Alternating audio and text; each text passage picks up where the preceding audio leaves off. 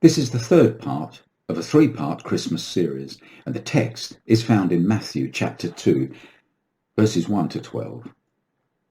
And when Jesus was born in Bethlehem of Judea in the days of Herod the king, behold, there came wise men from the east to Jerusalem, saying, Where is he that is born King of the Jews? For we have seen his star in the east, and are come to worship him.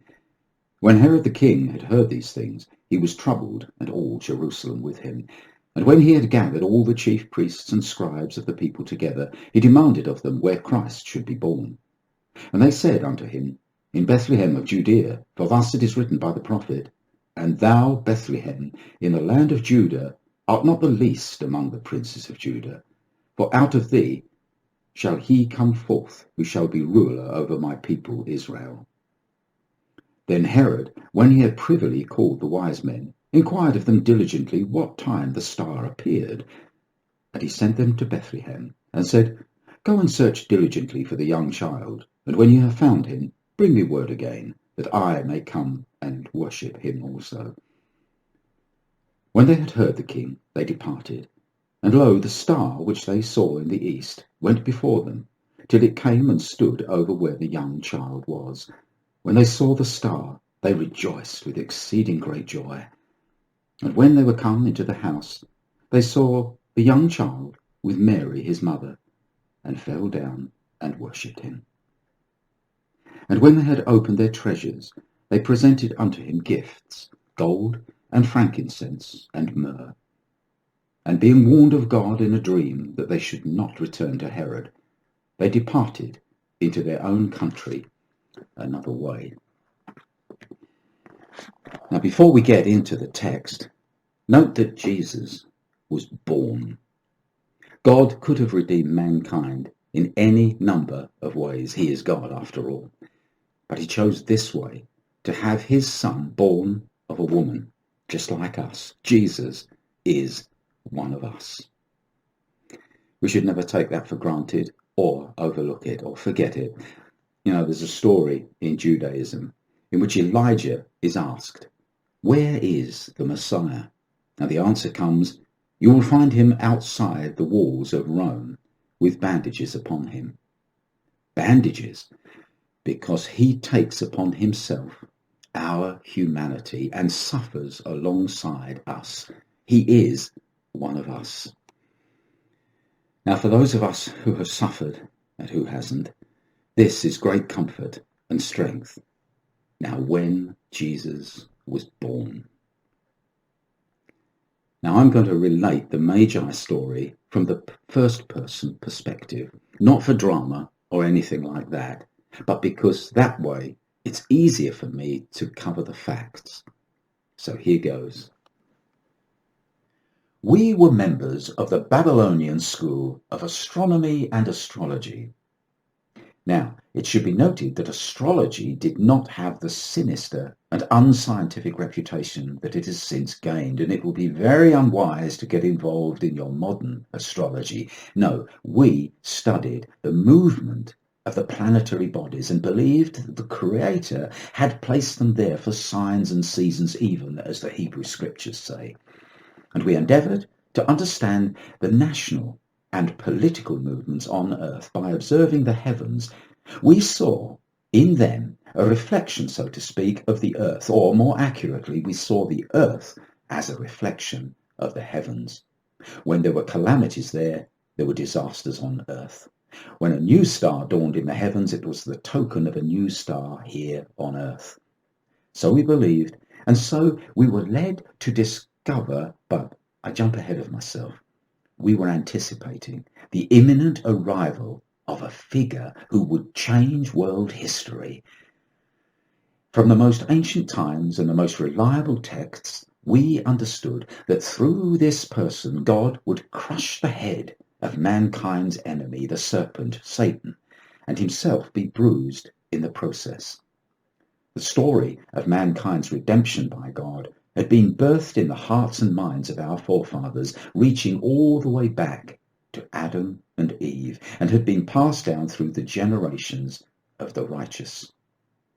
Adam, Seth, Enosh, Canaan, Mahalalel, Yared, Enoch, Methuselah, Lamech, Noah, Shem, Abraham, Isaac, Jacob, and on and on. These people longed to see the fulfillment of the promise, but they all died in faith and hope without seeing fulfillment. Now, here's an amazing fact.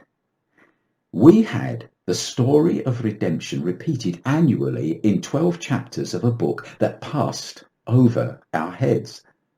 God had written it in the stars.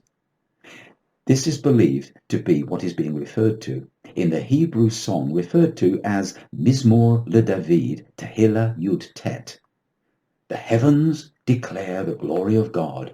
Day unto day uttereth speech, and night unto night showeth knowledge. God, you see, was not without a witness to his majestic plan of redemption before the Hebrew Bible was revealed. His witness was and is in the stars above us. Although that starry volume has been sorely defaced by generations of the ungodly, attributing foolish names and trite stories to what was once so glorious. But sufficient remains for us to piece together the narrative that has since been confirmed in the Holy Bible. The story begins in Virgo, the Virgin, who has a son upon her lap, who is named the Desired One, even as the Messiah is called in the Hebrew Scriptures. We progress through 11 more chapters or constellations that include Libra, which speaks of a cross and a crown. Aquarius, the water bearer, that speaks of the poured out blessings of God through the work of the Messiah. Scorpio, speaking of the Redeemer's victorious conflict with our ancient enemy, otherwise known as Hasatan, the Satan, the accuser. And then Taurus the bull, speaking of the Redeemer's power and judgment over all the earth. And the narrative concludes with Leo the lion that is, of the tribe of Judah, who would come to reign over all the earth. And so the story recommences with the Virgin once again passing over our heads with the desired of nations upon her lap. Every year, a repetition. The heavens declare his glory, or we may say the heavens repeat his glory. And what is his glory? Except the might of his saving grace. He is Rav Lehoshia, mighty to save. And the stars had repeated this transcendent narrative, this story of stories, every year, year upon year upon year. Now, imagine our excitement when we saw a bright star appear in the Virgin's constellation. We referred immediately to the well-known 1400-year-old scroll that we possessed that was penned by the Gentile prophet Balaam, saying, "There shall come a star out of Jacob, and a scepter shall rise out of Israel. Out of Jacob shall he come who shall have dominion," and so on. This new and superlatively bright star was signalling the advent of none other than the promised Redeemer, the champion of the redemptive story.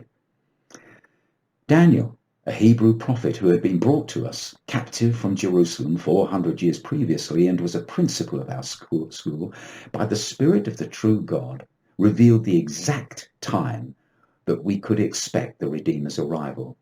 And that too coincided perfectly with the appearance of the star, a star we joyfully named his star.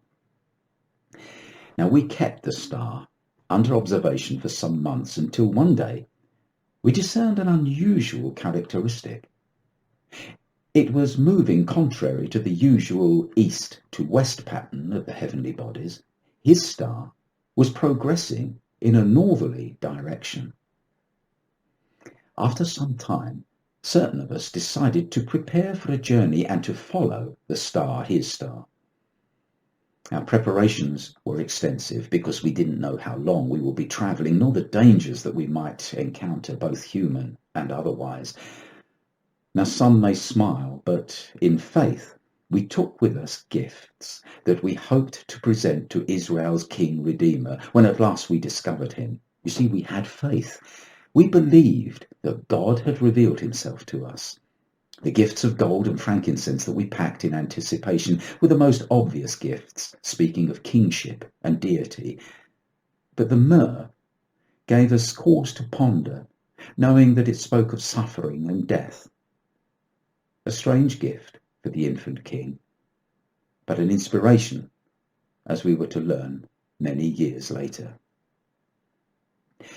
Now his star led us north-northwest, and we travelled first along the east bank of the great Euphrates, and then, having crossed, we continued along the west bank for some 2 months, when the star gradually veered west.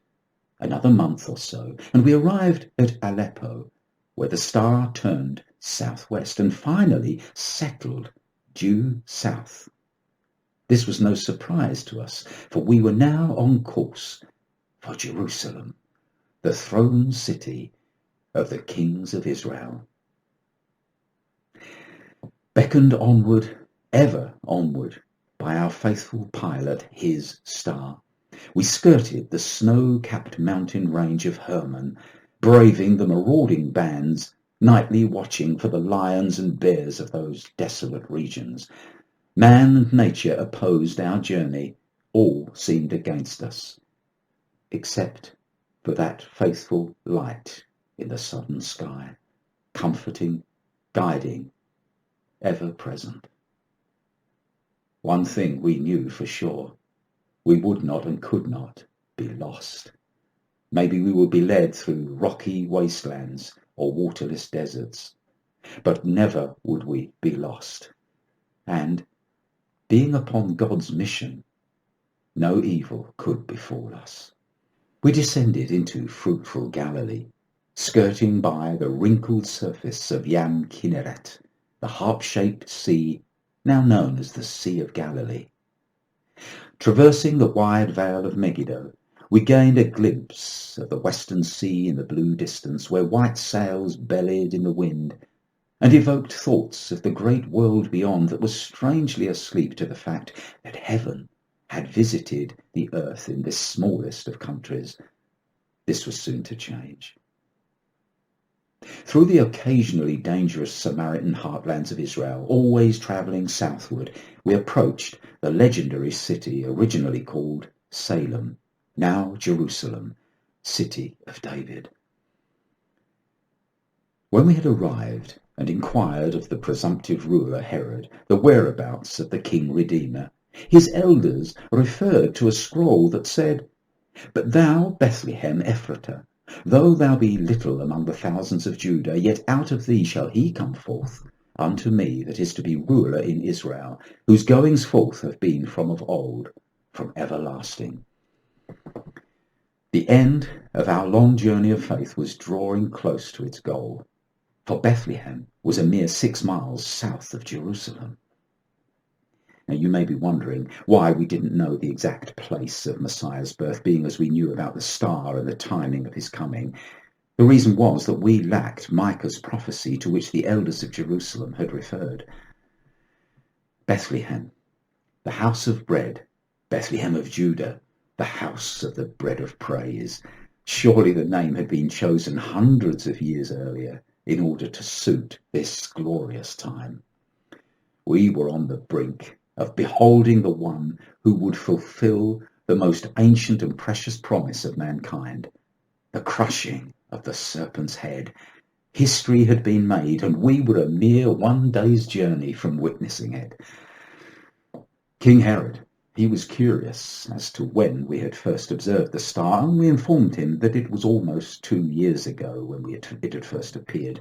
Little did we know then the sinister reason for his inquiry. It seemed strange to us that not only Herod, but the whole of Jerusalem was troubled by our arrival.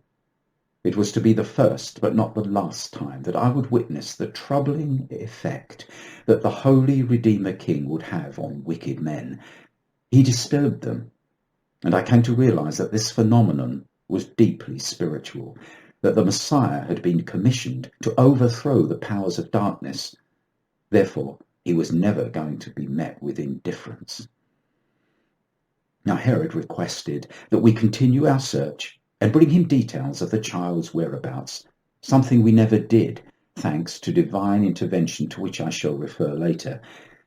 It was well said that it was safer to be Herod's pig than his son, for he had had 2 of his sons put to death. Meanwhile, we eagerly resumed our journey.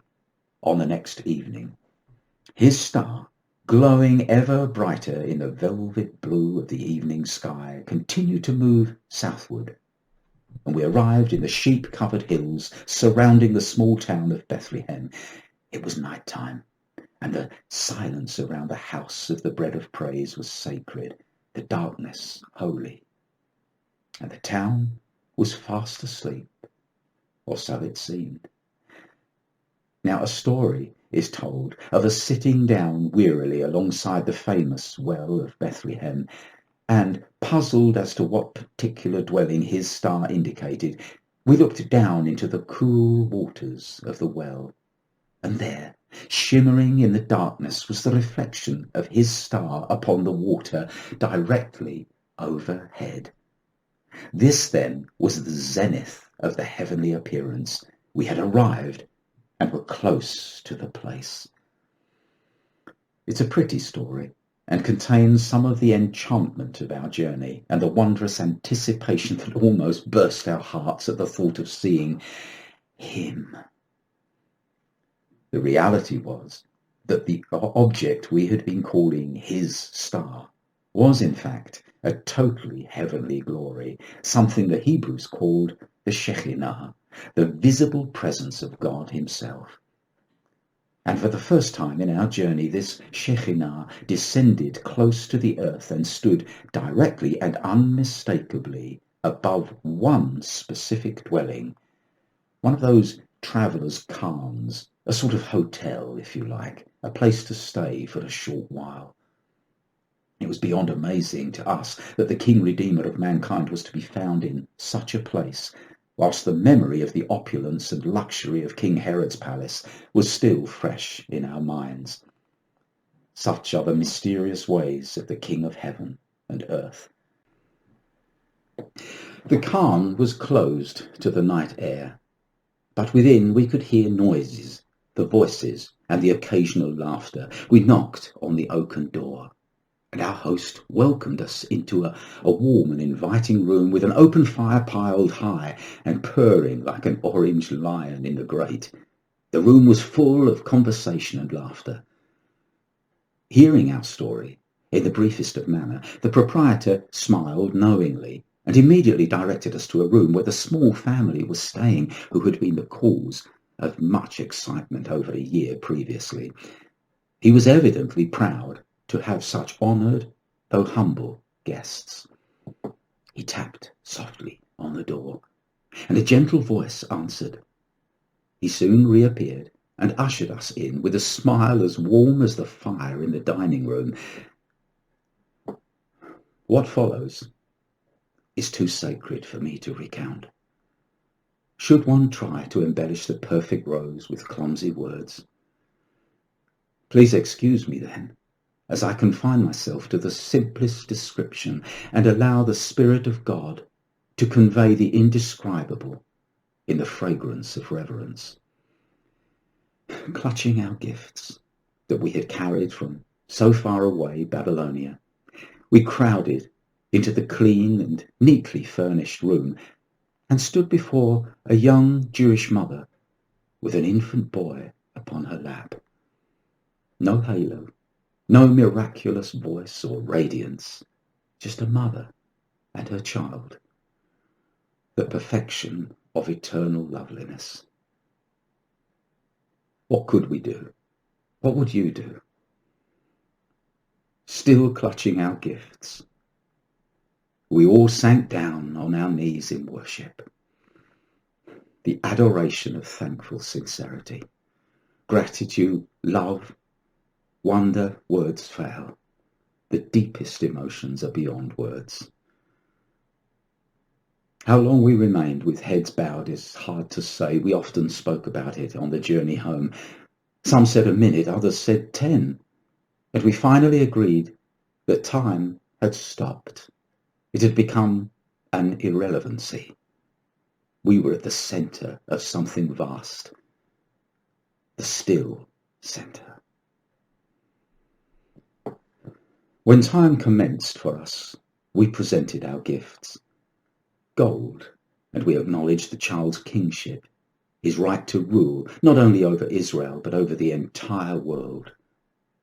Frankincense, for deity, because we knew in our heart of hearts that God was the true king of the world, and only he could rule wisely and kindly. All other rule failed.